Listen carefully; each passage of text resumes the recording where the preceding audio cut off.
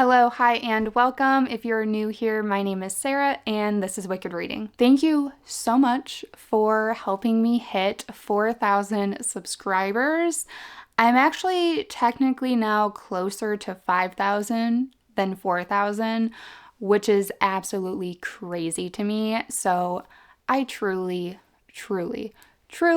appreciate everybody who has been around, who has subscribed, who interacts with my videos, who watches my videos. Thank you so much for being here. Like, truly. When I started this channel, I just kind of wanted to talk about books. I wanted to meet some people. I didn't expect to meet so many people, but I absolutely love it. I've really enjoyed this journey.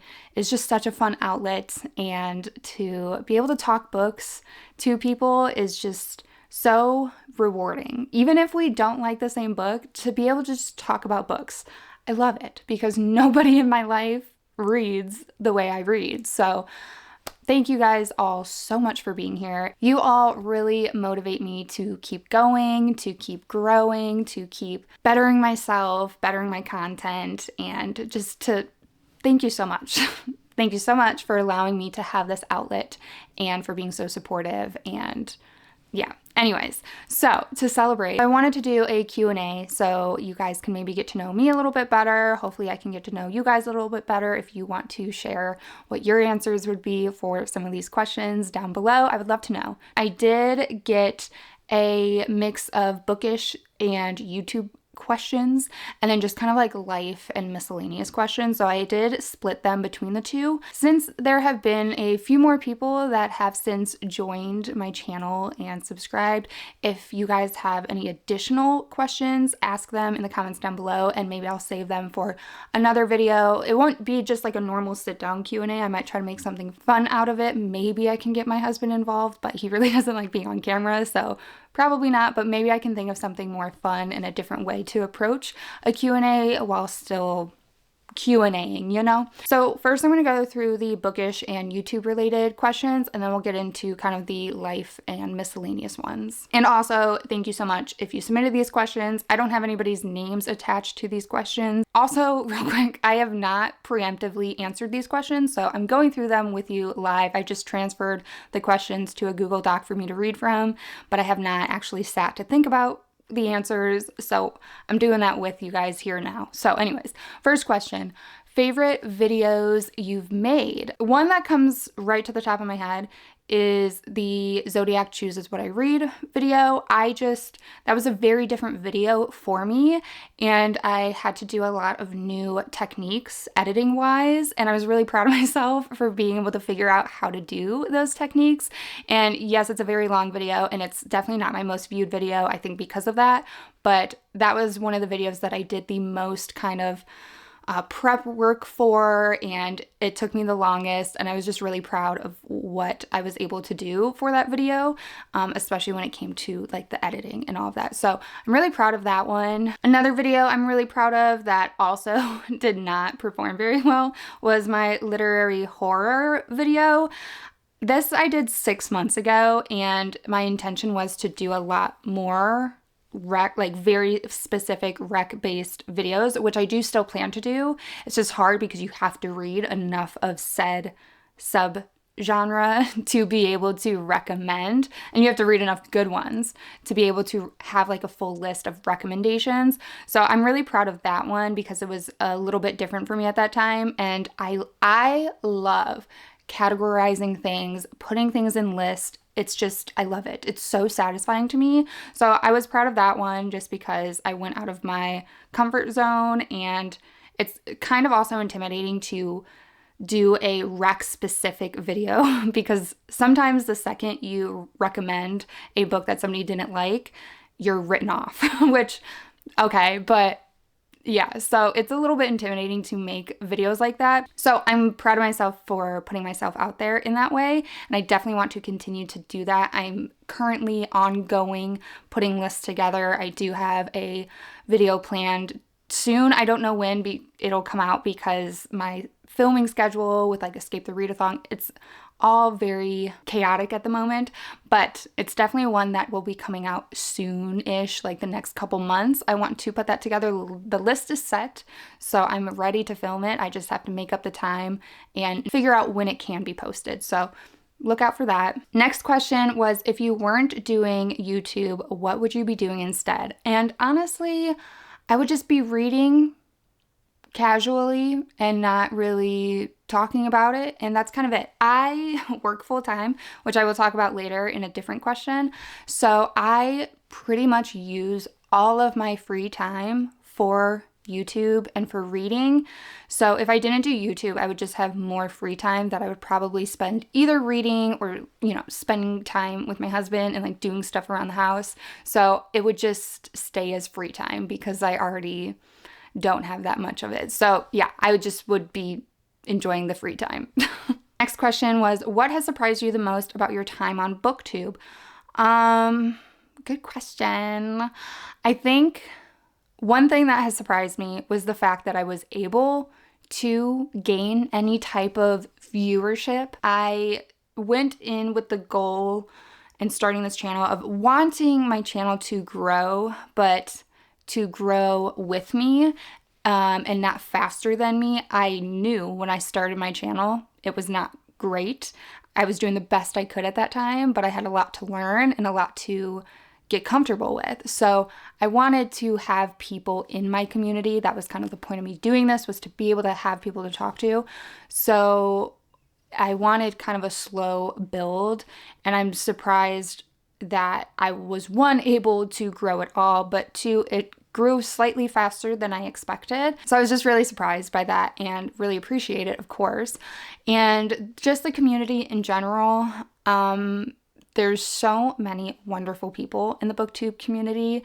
I'm on obviously the small side of Booktube, and I have just met so many great people that I actually consider internet friends, which is so strange, but I feel like, I don't know, like Maddie from As Told by Maddie, Lauren from Happy Haunts Library, they just feel like very true people to me, and I'm so appreciative that I was able to connect with them because of this platform. There's so many others too, that they're not the only two, but there's so many other people, and everybody's been so lovely. I really haven't had any negative stuff, knock on wood, but I really haven't dealt with too much negativity, really at all, honestly, which I'm so appreciative and grateful for. But I feel like now that I've said that, something might change.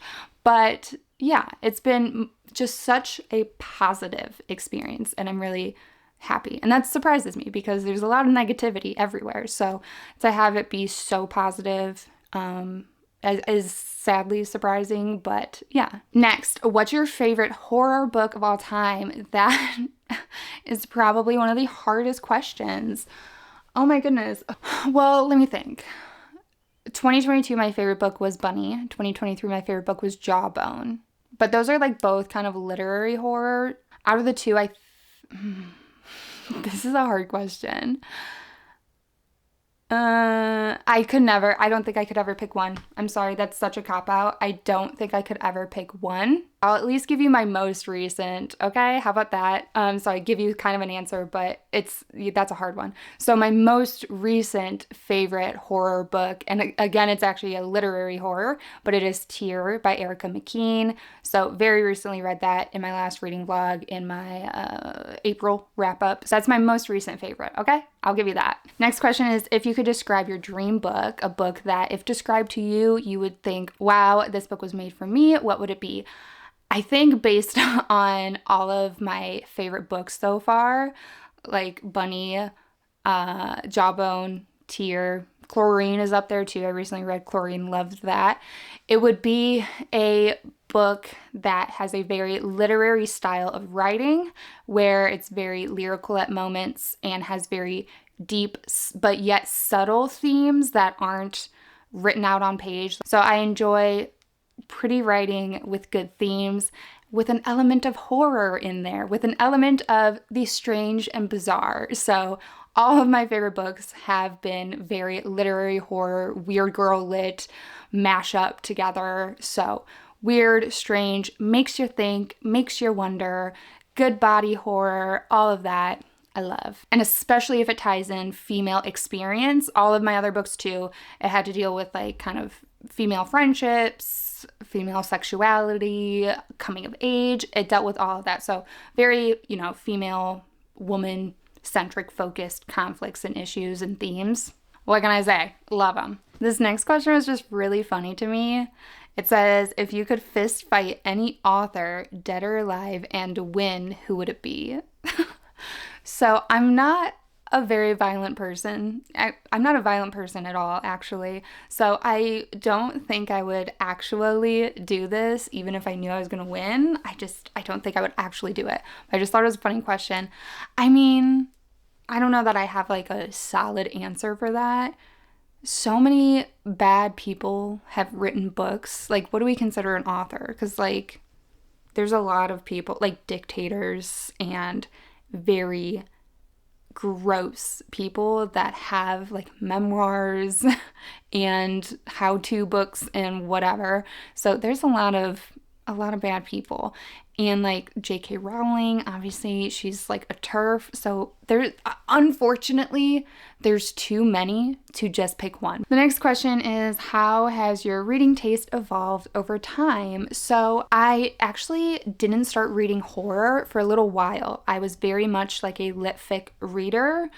I think that just kind of came from having to read lit fic for school. So that was kind of like all I knew going into reading in my adult life. So I would kind of gravitate towards literary fiction because of that, because they kind of like steer you towards that in high school and undergrad and everything.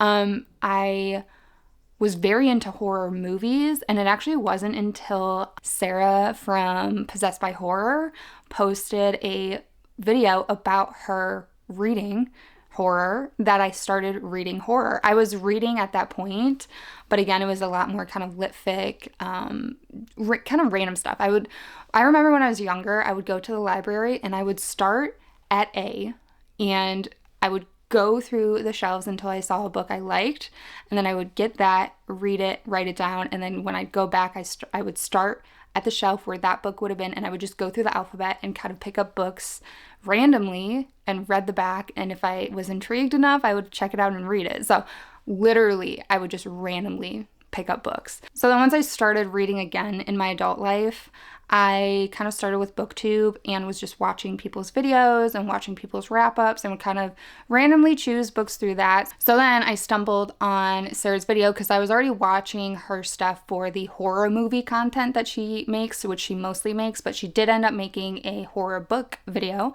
So I watched that, and then I just kind of started to get more Booktube content, started watching more Booktube content, and yeah, so it started kind of literary fiction, and now it's very honed into kind of the exact genres I like. I'm getting very, very good at knowing what subgenres I like, especially with horror, and it's honed in quite a bit into my reading taste, where I'm not so randomly choosing books anymore, and I know what I will like, or I think I know what I will like. I still obviously will read books that I don't know about to test the waters and try to expand the horizons, but I definitely have a better grasp of books that I like. In addition to that, I have also become much more of a critical reader, especially given the content I create. I'm much more analytical when I read and just much more critical overall. I feel like I've just become a much more conscious reader. So yeah, I'm better tuned to the genres in the books that I like, and I read them much more critically. So that was it for the bookish and YouTube related questions. So moving on to the rest. The first question I have is, do you believe in ghosts / the supernatural in real life? I don't. But I do believe in aliens, so there's that. But when I was younger, ghost hunters, all of that had me convinced. I did definitely believe in ghosts when I was younger. Now, not so much, but I do believe in aliens. Do I believe aliens have come to this planet? Maybe.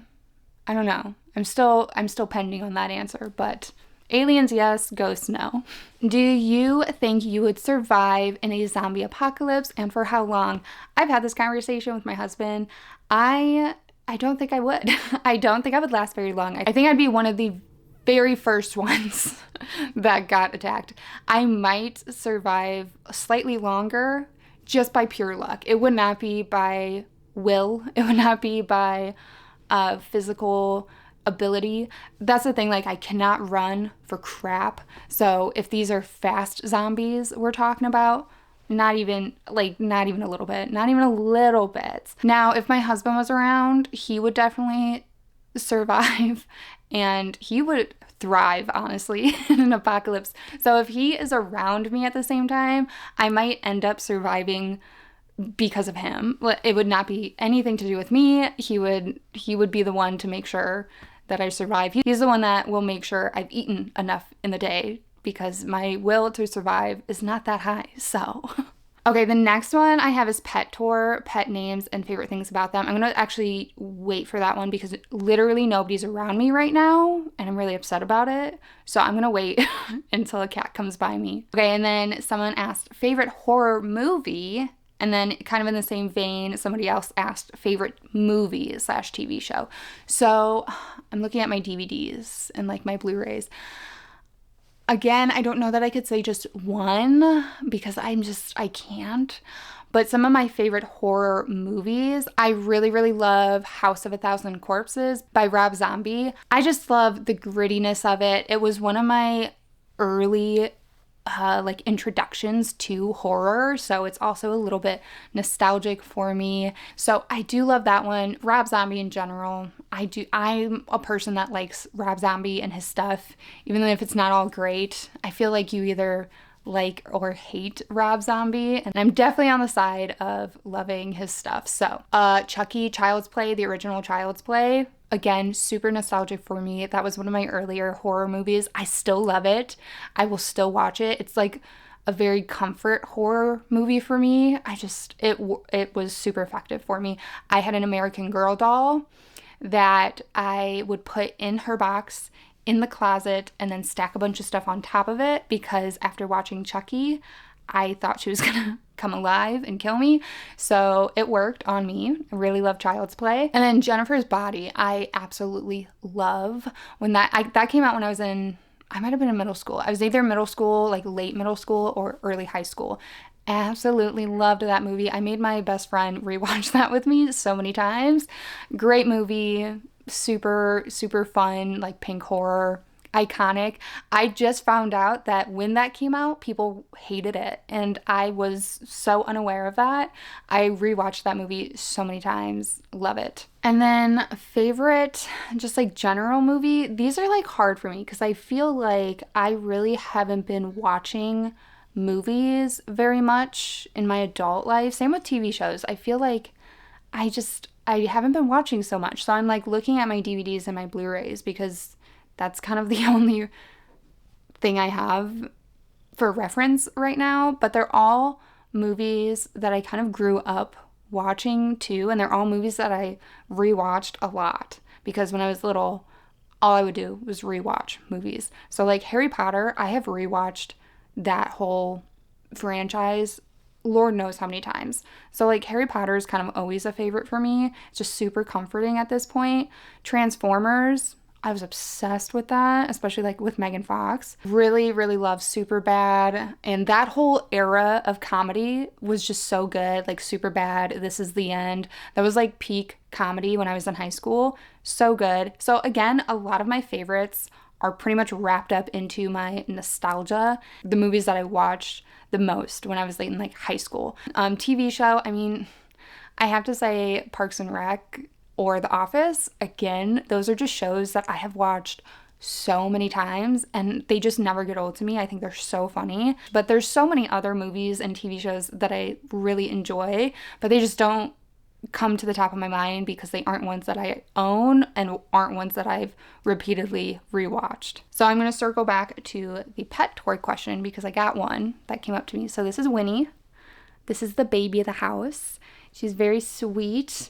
But she is also a absolute crazy cat. She's insane. She gets into everything.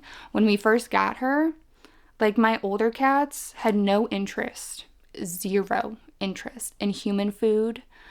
This cat, oh my goodness, when we first got her, we used to have like the bread out and different stuff out. We cannot leave anything out. She ate half a loaf of bread. She has most recently, a couple days ago, licked all of the icing off of a cupcake. She ate a muffin. She will eat anything.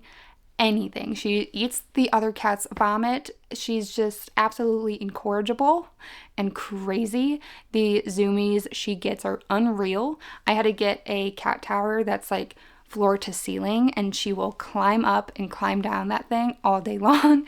She is insane. She is like the epitome of a cat. I didn't know cats could have so much energy and do so much stuff and get into so many things. She's literally like a toddler with ADHD. But I love her. She's the sweetest thing ever. She's just so curious and so funny and loves to eat. Okay, so back to the normal questions before we find some more cats. So the next question was, what state do you live in and what do you love about where you live? I am in Ohio, and I would say it's okay. Like, what I like the most is it's pretty cheap to live here, lower cost of living, which I appreciate.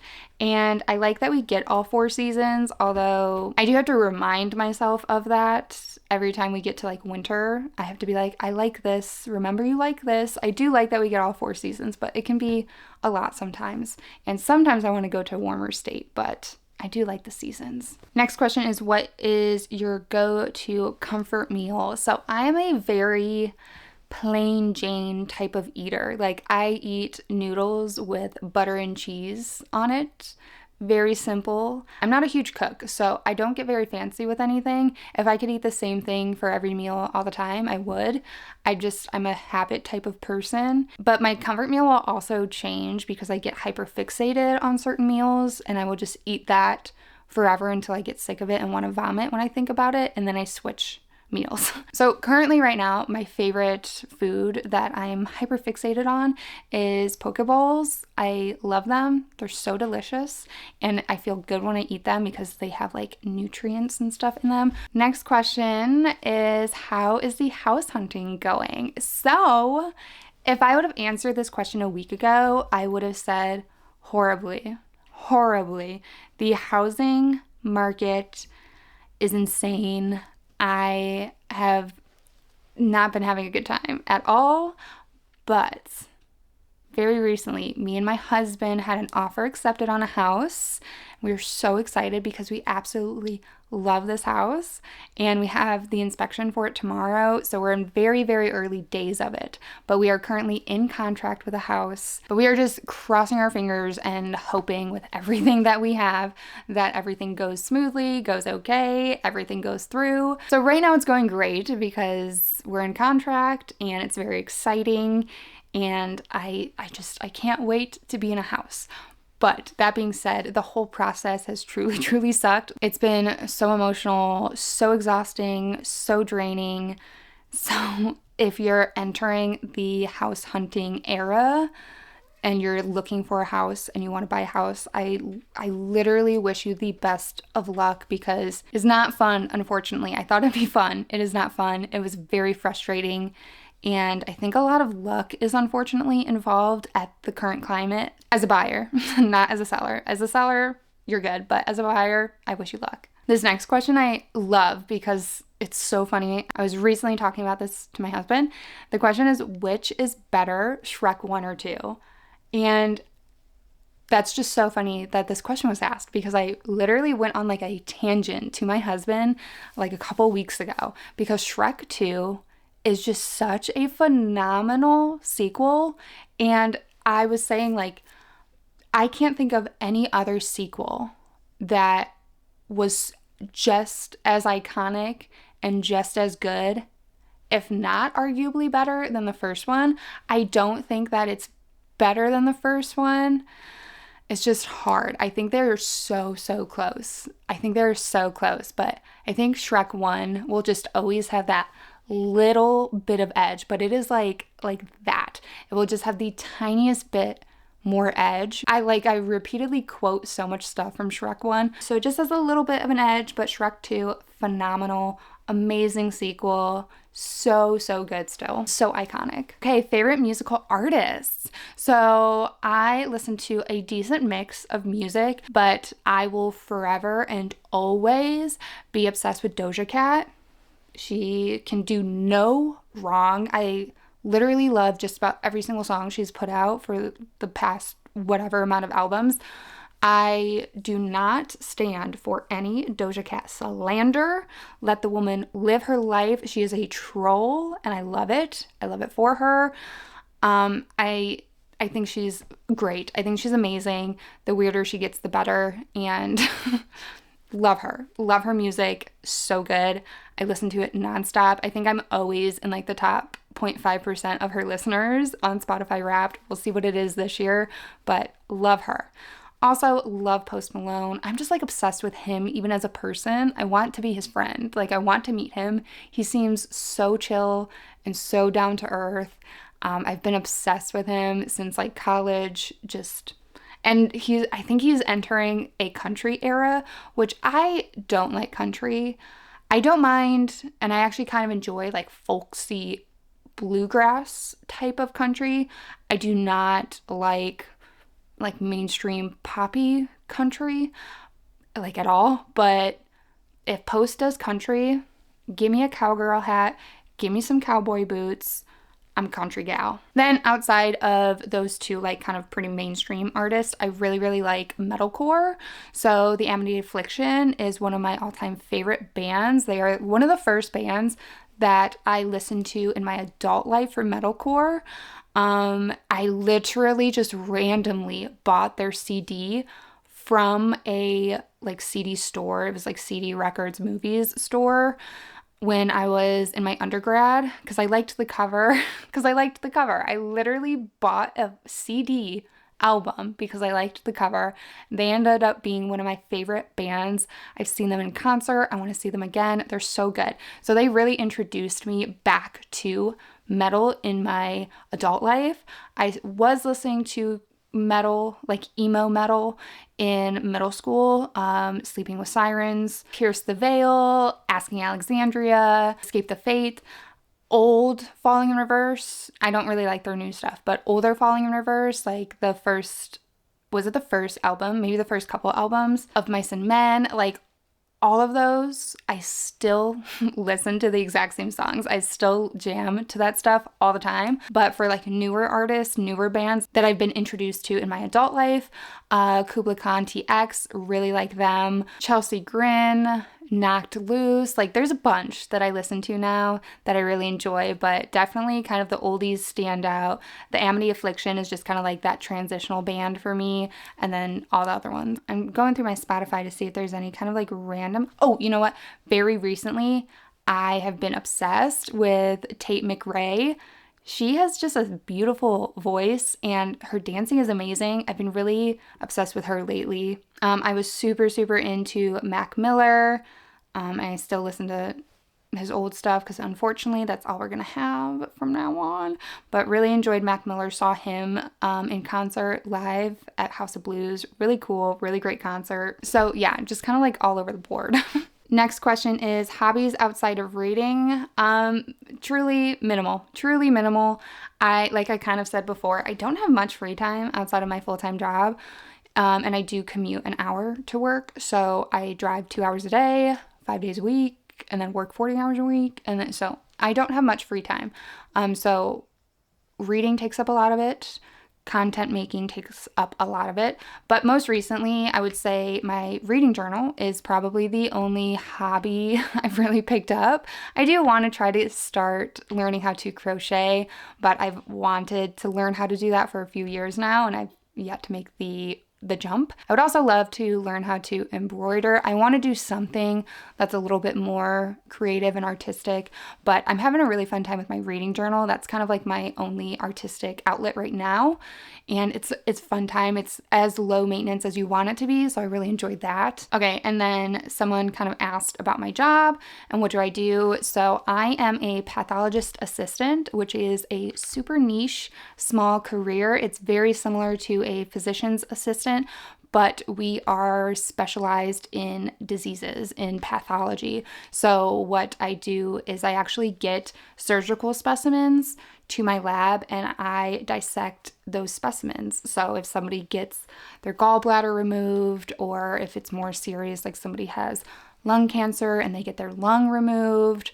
or even if they just kind of get a biopsy from a colonoscopy, I get all of those specimens, all of that tissue, and I am trained and educated with a master's degree in order to dissect and sample these specimens in very particular ways to then send pieces of tissue in these like cassettes that will become slides for a pathologist to look at under a microscope. And through the tissue samples and through the description that I give the doctor, because we make these things called dictations, which are paragraphs pretty much explaining what the specimen is, the measurements, the sizes, characteristics, a bunch of stuff goes into it. But in combination with the slides and that description, the pathologist will create a diagnosis, and if it's something like cancer, they will characterize the tumor and stage it and analyze margins and all these little other particular things. So pretty much I get surgical tissue and I cut it up to very, very, very minimalize it. So that's what I do. I really enjoy it. I really wanted to be in the medical field without, you know, face-to-face patient stuff going on. My mom's a nurse, so I grew up hearing a lot of horror stories. So I really, really love the idea of helping people and being in the medical field, but patient care is a very different aspect to it.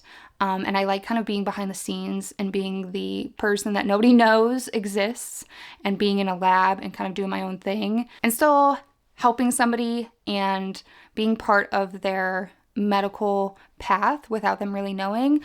I'm totally fine with that. So I enjoy my job quite a bit. I get a lot out of it. I think it's very interesting. I am also trained to do autopsies, but I don't do them currently. I originally wanted to go into this field to be in the forensic aspect, in which I would do forensic autopsies, and it's something I still would really like to get into, but the jobs are just very, very limited. Okay, so that was the last of my questions, so I'm gonna go grab more cats. All right, so this is Nala. Look at the camera. She is the queen of the house. She's old. She's at least 12. She could be older. And she is just such an alpha. It's not even funny. She is a brat, but I love her and adore her. She just has so much personality, and she's so complex and very talkative. And it's just weird because we know her tone of meows and tones of growls. We know kind of what mood she's in. And she just is so complex. She's not just like happy, mad, or hungry. She is like distraught. She is like irritated. Like she has complex emotions, and it's so crazy. She's kind of like my husband's baby. They are obsessed with each other, and she's very sweet, but she's also very spicy. So that's Nala. And then for Bella, we're gonna have to go find her because she is an anxious little kitty and she will not let me pick her up. So we're gonna have to go find her. Okay, so I'm laying in my bed because I have to wait for her to come out from under the bed. I can hear her though, so she's moving. So she should jump up here shortly. She's very sensitive.